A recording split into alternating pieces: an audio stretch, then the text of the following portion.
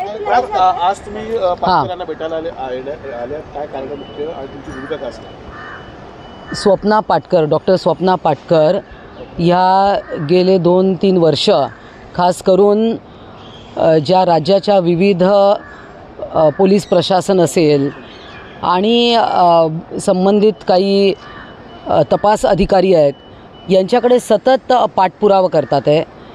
उबाठाचे मुख्य प्रवक्ते संजय राऊत हे यांनी त्यांना कशा प्रकारे शिवीगाळ केली ते तर आपण सगळीकडे मीडियावर पाहिलेलंच आहे आणि ते ऐकलंसुद्धा आहे।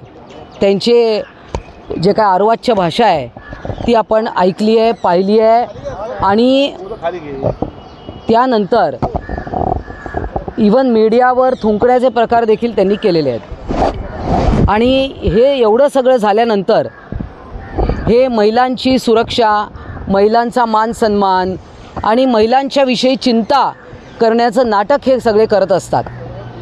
आणि उबाठा गटाचे त्यांचे पक्षप्रमुख उद्धव ठाकरेजी हे काहीच बोलत नाही यावर। आणि हे सगळं उभ्या महाराष्ट्राने आपण पाहिलं आहे की हा ढोंगीपणा आणि हे जी एक मस्तवाल भाषा एखाद्या गावगुंडासारखी, एखाद्या मवाल्यासारखी ही भाषा वापरणं आणि आपण सगळ्यांनी ते उद्गार ऐकलेले आहेत। फोनवर ते काय बोलले आहेत स्वप्ना पाटकरबरोबर। स्वप्ना पाटकर या वेळोवेळी पोलिसांकडे तक्रार करतायत, FIR झाल्याचं देखील समजतं आहे, परंतु काही लोक त्यांच्या बाजूनी आहेत की काय किंवा काही लोक त्यांना प्रोटेक्ट करतायत की काय, म्हणजे हा विषय खूपच गंभीर आहे। आणि इतकं गंभीर परिस्थिती असताना एखादी महिला आज तिला भीती वाटते की कदाचित तिच्यावर बलात्कार होईल किंवा कदाचित तिला जीवे मारण्यात येईल, इथपर्यंत परिस्थिती ही पोचली आहे। आणि हे स्वतः मी सांगत नाही आहे, त्या स्वतः त्यांनी आज EDला पत्र लिहिलेलं आहे आणि हे सगळं पत्रामध्ये त्यांनी नमूद केलेलं आहे। हे सगळी त्यांच्या तोंडची वाक्य आहे, जे काही ते पत्रामध्ये लिहिले तुम्ही सगळ्यांनी वाचलं आहे।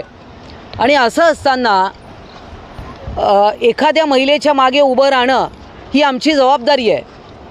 शिवसेना पक्षाची एक माजी आमदार, सचिव आणि प्रवक्ता म्हणून मला त्यांच्या पाठीशी उभं राहणं, पूर्ण महिला आघाडी त्यांच्या पाठीशी आहे, सरकार त्याच्या पाठीशी। मी स्वतः मुख्यमंत्र्यांशी यासंबंधी बोलणार आहे, बोललेले पण आहे पूर्वी, आणि नंतर मुंबईचे पोलीस कमिशनर यांची देखील मी भेट घेणार आहे, यांना देखील मी बोलणार आहे आणि त्यांना आम्ही निवेदन देऊ स्वप्ना पाटकर यांच्या वतीने की हा सगळा प्रकार नेमका काय आहे।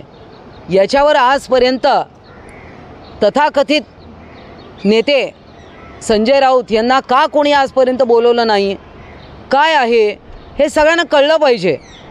आणि एखाद्या व्यक्तीकडून असे धमकीवजा फोन येणं, हे सगळं येणं हे अत्यंत गंभीर आहे महाराष्ट्राशी।